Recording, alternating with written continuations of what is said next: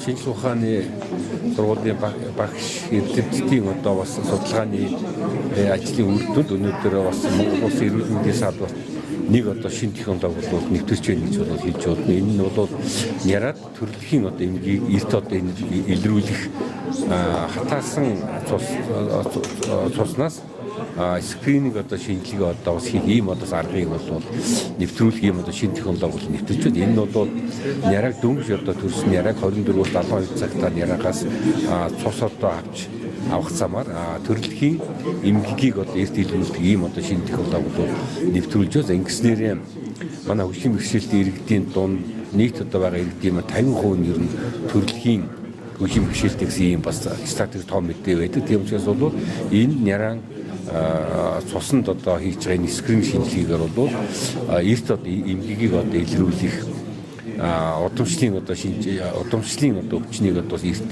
одоо багаас нь одоо илрүүлж одоо эмчлэх төрөлхийн тэр хөгжлийн бэрхшээлтэй одоо болохоос урьдчилан одоо сэргийлэх гэдгээр асар одоо ийм нийгмийн эдийн засгийн одоо ашиг багталтай ийм одоо шинэ технологи нэвтэрчээ. За эрүүл мэндийн даатгалын үндэсний зөвлөл одоо тогтоол одоо гаргаж энэ яраанд төрөлхийн эмгэгийг одоо эртэлүүлж энэ одоо шинжилгээг эрүүл мэндийн даатгалын сангаас одоо санхүүжүүлдэг болж байгаа нь бас одоо чухал ийм бас шаардлагатай боллоо. Өнөөдөр энэ нэгдсэн үндэсний байгууллагын хүүхдийн сангийн дэмжлэгтэйг анхаахын шинжилгээ сургуулийн багш нарын одоо бас оролцоотойгоор ийм одоо бас яраад төрөлхийн одоо эмгэгийн эртэлүүлэлт 6 дахь одоо төвөн бол байгуулж байгаа. Цаашдаа бол эрүүл мэндийн яамнаас одоо эдгээр одоо 6 төвөндийг одоо бэхжүүлэх шаардлагатай том төхөөрөмжөөр одоо хангах юм одоо арга хэмжээ авна гэж одоо ийм бодолтой бол байна. Бол 6 төвч нь бол 5 нь бол нэг нь бол анагаахын шинжилгээ ухааны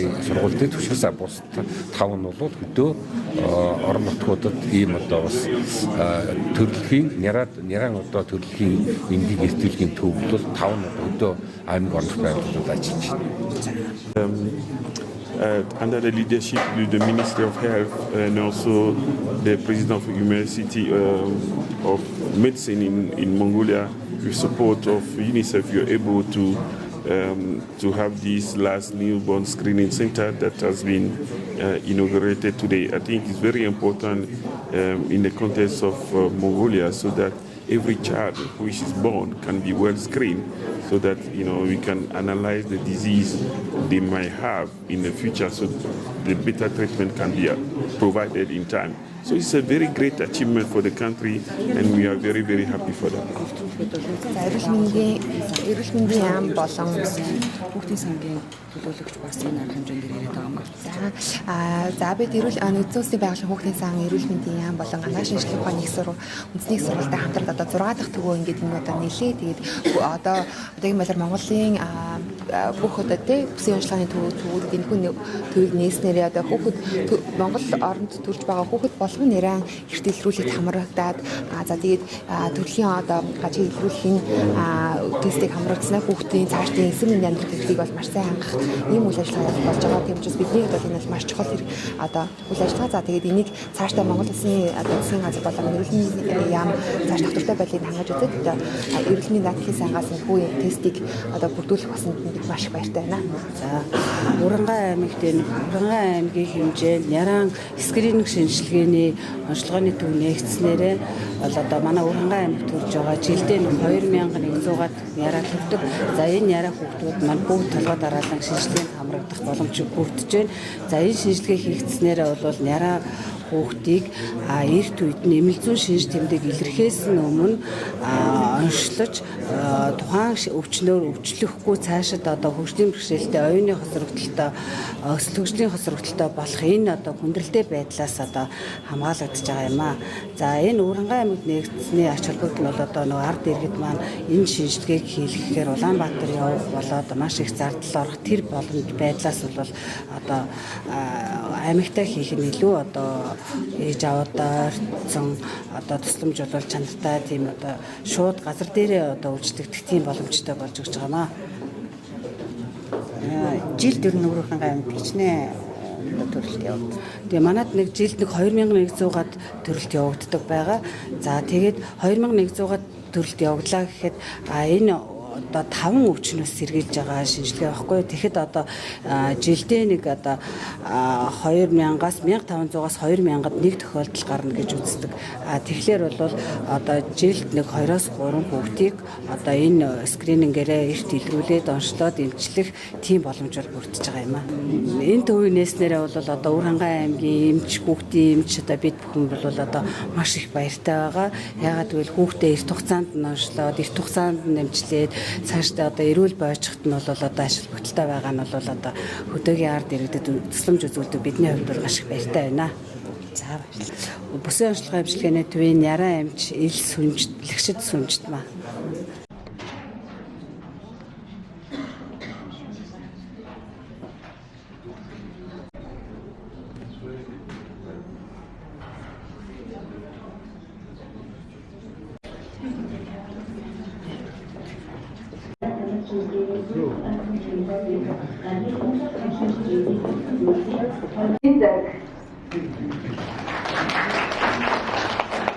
아가씨 신축환의 오빠들.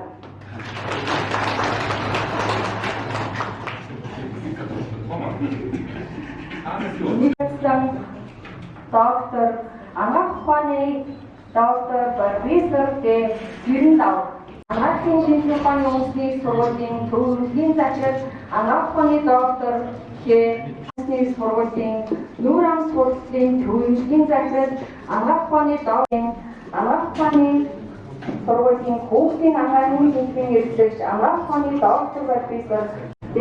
Батцэг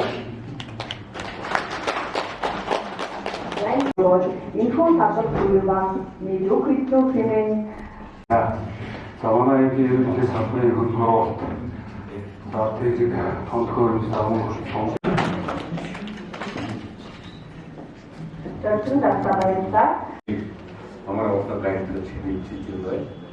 Бид нар өнөөдөр Өвөрхангайд ирүүлэнгийн салбар байгууллагын хөдөлгөөний баяртай болов байна. Яраад төрөлхийн байгууллагын баяртай болов байна. Энэ нэг бид төв одоо хийх мэдрэмж ийм одоо зүйлсийн автоны имби байгууллагын яриагаас авсан зүйлээ оюутны хомсдод бие батгын хөгжлийн хохирогдод ирдүү имчигчд ухмаар 72 цаг 3 үеийн хөдөлгөөр хийснээр онцгойлын бор үдийвас онцгойлын хөгжлийн имчийг нэрвүүлдэг. Яран эртэллогийн скрин шинжилгээнд хамруулснаар нүдний могийн одоо имчийг бодож байна. Ингээд энэ яран скрин шинжилгээг төрөлхийн имчийг тогтолцоо гэж байна.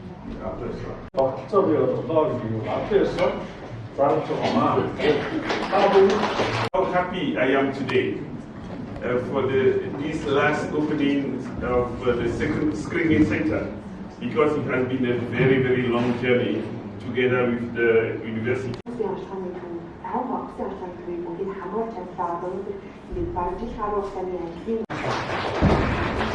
And also, I would like to commend also your leadership, the leadership of the Minister of Health, and also the leadership of the university.